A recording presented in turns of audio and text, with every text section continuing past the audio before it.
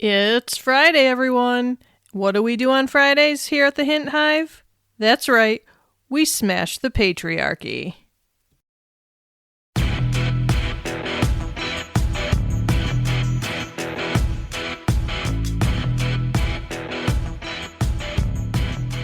Hey, beautiful humans. Welcome back to the Hint Hive, Amplifying Women's Voices. I'm your host, Kelly Hint, queen bee of this hive, and your resident psychotherapist and life coach. Today, we're diving into something that every woman I know has either personally experienced or heard about from another woman: being dismissed, overlooked, or downright ignored in healthcare. Yep, we're talking about those moments when you're sitting in a doctor's office explaining your pain, your symptoms, your lived experience, and instead of getting answers, you get brushed off with, "It's just stress," or "Maybe it's anxiety," or "That's just part of being a woman." Sound familiar? If so, you are not alone. In fact, you're in the company of millions of women worldwide who have been told to calm down, toughen up, or wait it out while their bodies are screaming for attention. And today, we are going to unpack why this happens, the real-world consequences it has on women's health, and most importantly, how you can advocate for yourself like the badass queen that you are. This episode is part education, part pep talk, and all empowerment. Okay, so let's start with the hard truth. Women are consistently underdiagnosed and undertreated compared to men. And this isn't just an opinion, it is backed by decades of research. Studies show that women are more likely to have their pain minimized or labeled as psychosomatic, a dismissive label suggesting it's all in your head, rather than acknowledging the very real physical symptoms that they are experiencing. I, as a therapist, have treated many women who have had this experience, and it enrages me. But it also makes me really happy when I get to contact said doctor and tell them that no, it's not psychosomatic, and I am actually the expert in that piece. Yeah, it's a little bit liberating. On average, it takes, and this makes me so angry, I've actually experienced this with another diagnosis myself. On average, it takes 7 to 10 years for women with endometriosis to get a correct diagnosis. That's nearly a decade of suffering brushed off as bad periods. Imagine being told for years that your pain is normal while your life, work, and relationships are disrupted. One of my favorite videos that I ever watched, okay, this makes me sound like a sick individual, I don't mean it the way it sounds, is, I want to say, I think it was police officers or troopers, I don't remember. They were hooked up to machines that simulated the pain of endometriosis. They couldn't even get past heavy period pain. They could not tolerate that, let alone the lady had to amp it up several notches to get to endometriosis pain. And I know that there are women out there that have experienced this, and it's maddening. My own lupus diagnosis took over 15 years to get because I was told it's anxiety, or, it's manifesting, your stress is manifesting in your body and blah, blah, blah. All they had to do was a blood test in addition to all the other symptoms, and it would have confirmed what was going on. But I digress. Here's another thing that alarms me. Women experiencing heart attacks are far more likely than men to be misdiagnosed with anxiety or stress-related issues, even when they present with textbook symptoms like crushing chest pain, shortness of breath, or pain radiating into the arm or jaw. That's horrible. Like that statistic makes me angry. Or that fact. I guess it's not a statistic, it's a fact. Whatever. I'm off track, sorry. It's been a rough morning here. Okay, back to the topic. And this is one that inflames me. Again, I'm sure you're not surprised when anything inflames me if you've been listening to this podcast for a while. So this fact is particularly disgusting. Women of color, especially Black women, face even more dismissal. They are at a higher risk for maternal mortality, often because their pain and concerns aren't taken seriously. In addition to the disparities in the healthcare system and the disparities of their resources for healthcare. Serena Williams, one of the most powerful athletes in the world, nearly died after childbirth because no one listened when she said that something was wrong. So, if that can happen to Serena, imagine what's going to happen to everyday women without her resources or visibility. Ladies, this isn't just about inconvenience or frustration. It is about lives. Women are dying or living in unnecessary pain because they aren't believed. That's the reality. And that is why this conversation matters. So, why the hell are women so often dismissed? Let's break it down. So first, we've got medical research bias. I've touched on this before. For decades, most clinical trials were conducted on men. Women were considered too complex because of hormonal cycles. So doctors were literally trained on male bodies as the default. That means the so-called baseline for medicine does not even fit us. And then we've got the cultural stereotypes. Society has long painted women as emotional, dramatic, or, of course, my favorite, overly sensitive. When a woman expresses pain, those stereotypes can unconsciously influence a provider's judgment. Instead of thinking, wow, she's reporting something serious, the thought becomes, she's probably exaggerating.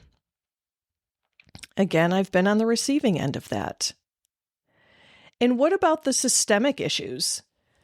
Healthcare systems are overworked, profit-driven, and often patriarchal in structure. Women's health concerns, especially those related to reproductive health, are seen as niche instead of central. And then add in the intersection of race, class, or disability, and the dismissal amplifies. And then, of course, I get this one, time constraints, right? This is not an excuse, but it is a reality and why this is happening. Many providers are under pressure to see a high volume of patients quickly. And when time is short, bias is what fills the gaps. And unfortunately, women's complex symptoms are more likely to get shoved aside for a quick stress label. And as somebody who is in the healthcare field, I get it. Like, I understand. I've had to deal with insurance, which is why I stopped taking insurance. Excuse me. Oh, I feel like I'm choking on my own spit over here. Sorry, people. As somebody who has taken insurance before, insurance companies just keep paying less and less and less, and they want more and more and more. And this adds to time constraints. Their expectations are higher and higher. They want more paperwork filled out. So what happens? A patient's face-to-face time with their provider gets cut down because the provider needs to somehow have time to see all these people to get paid a decent wage, because insurance companies keep reducing the amount that they pay them despite the fact of inflation, right? So again, time constraints are no excuse for crappy quality healthcare, but it is a reason why it's happening. So, see, it's not just one thing that affects women's healthcare. It's a toxic mix of outdated science, cultural bias, systemic flaws, and time-crunched healthcare that leads to women being dismissed. And it's not okay. And we should not be accepting this. So, let's talk about how to advocate for yourself. Let's shift gears from frustration to empowerment. Because I don't want you leaving this episode just mad and pissed off. I want you to leave with tools. And I know advocacy in healthcare can feel intimidating, but you have way more power than what you even realize. So let's talk about some badass practical steps that you can take to advocate for yourself and get the care that you not only need, but deserve. So the first thing that you can do is document everything. Keep a symptom journal. Record dates, times, severity, triggers, and relief strategies. Because doctors respond to data. And when you show up with specifics, it's harder to ignore you. I learned that the hard way. And let me tell you, when I came in with my notebook, that is data. That is the proof that they're looking for. Sometimes you still get dismissed depending on the provider. But I've been lucky enough to find providers who appreciate that kind of stuff. And actually, the providers that I have now, they're both women of color. So my primary medical doctor and my gynecologist. And let me tell you, I have never in my entire existence of almost 52 years on this earth felt so seen and heard by medical providers. So shout out to Dr. Sasha Nelson and Dr. Amanda Victory. They are fabulous humans and they will never hear this, but I just have to put that out there. They're fabulous. So the next thing that we can do to advocate for ourselves, come prepared. So when you have an appointment, write down your top 3 concerns before the appointment, because this keeps you focused and it ensures that you don't leave without addressing what really matters. Bonus tip, rehearse saying them out loud so you don't minimize them in the moment, because we do that sometimes. We are women. We are masters at minimizing all of our stuff. So this will help you to get confident in what you're saying.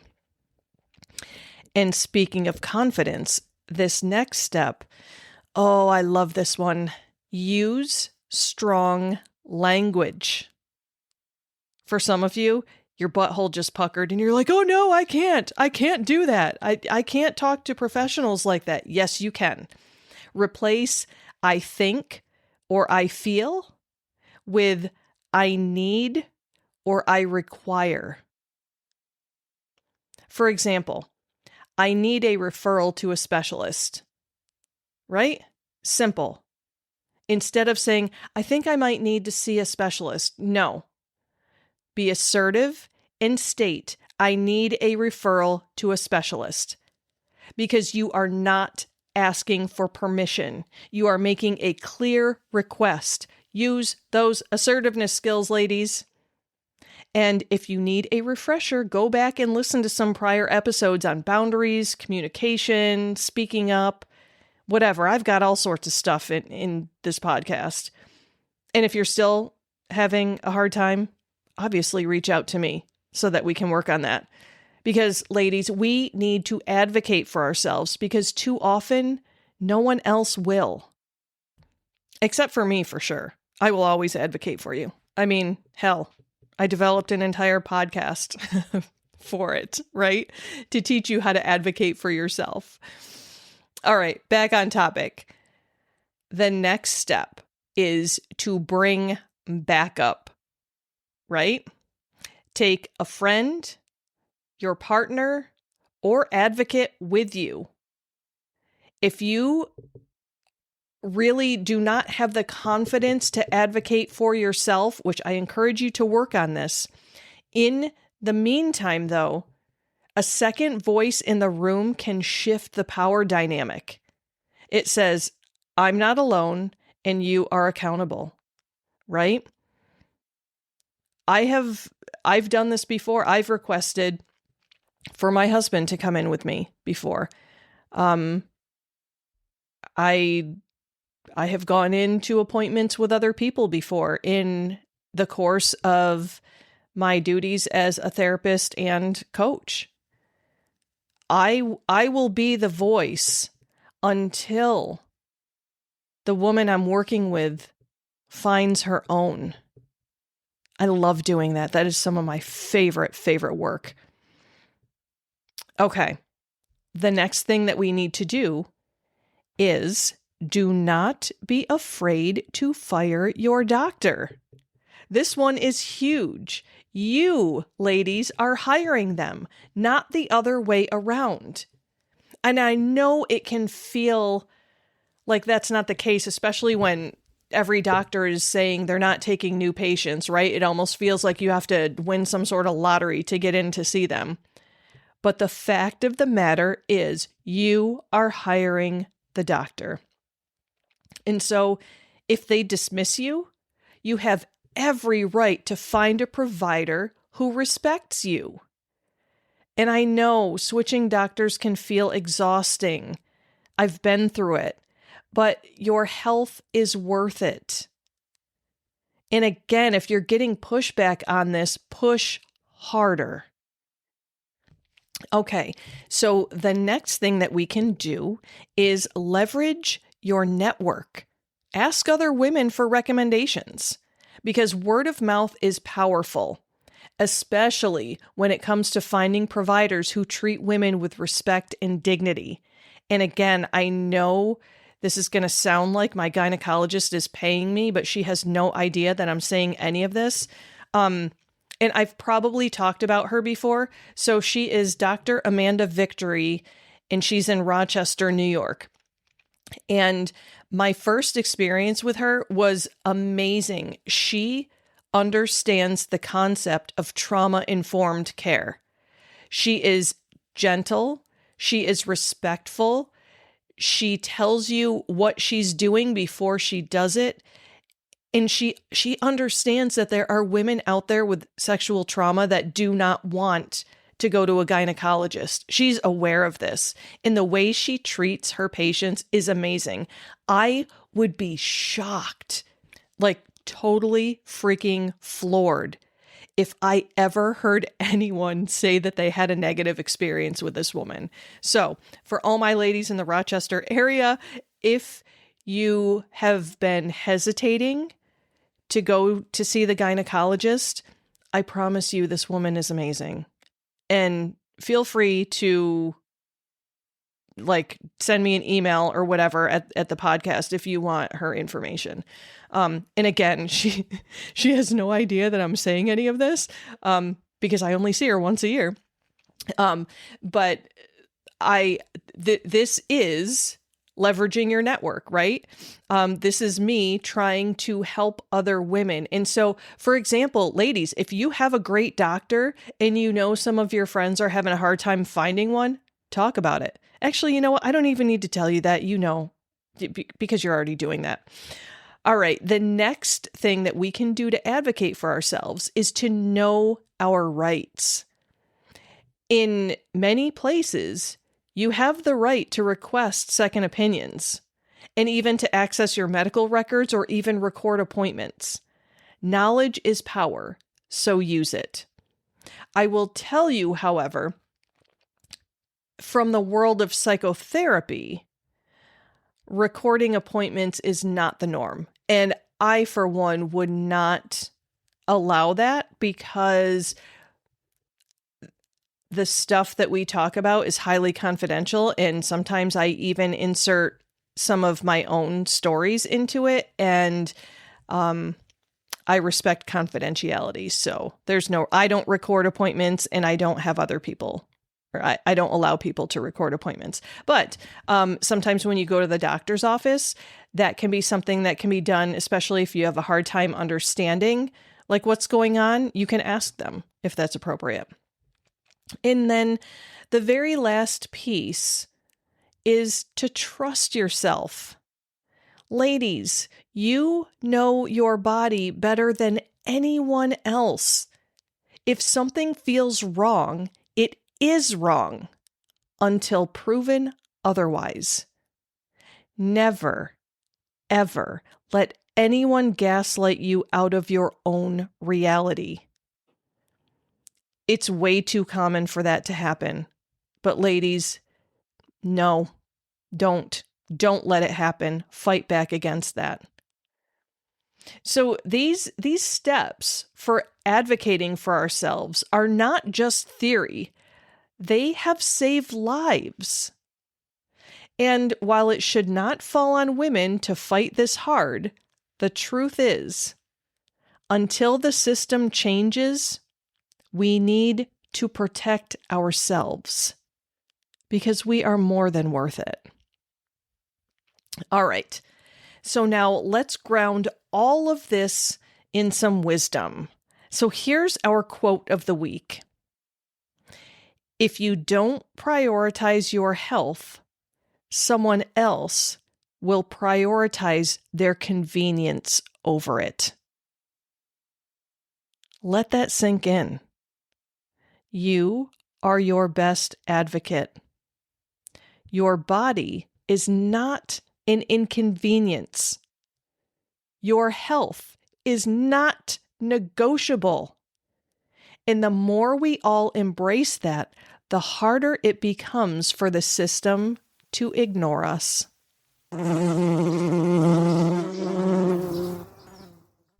All right, my gal pals, here is your challenge this week.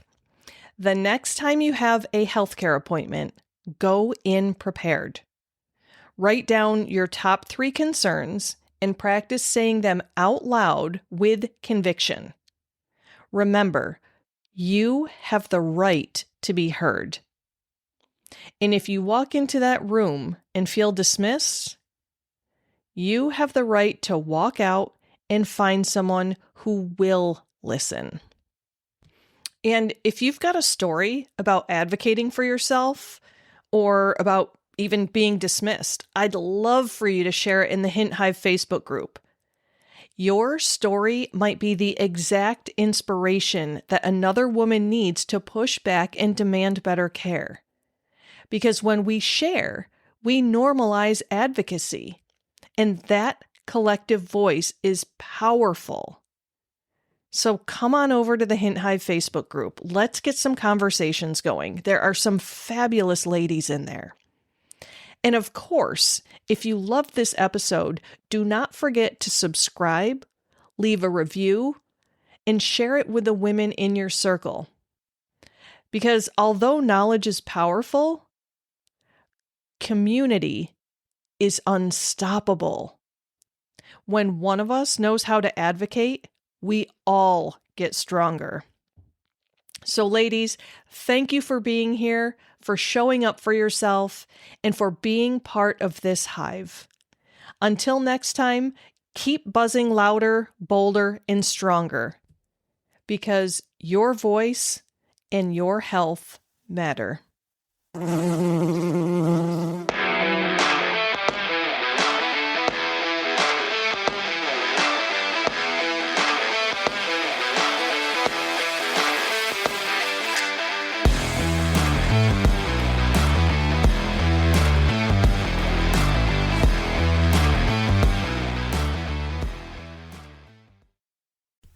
This podcast is powered by Kelly Hint Empowerment Coaching, as well as Kelly M. Hint LMHC and The Cranky Counselor. To find out more about coaching services, head over to CoachKellyHint.com. If you'd like to know more about the psychotherapy services I offer to individuals within the state of New York, you can check out KellyMHint.com. And if you'd like to learn more about aromatherapy, you can check out TheCrankyCounselor.com.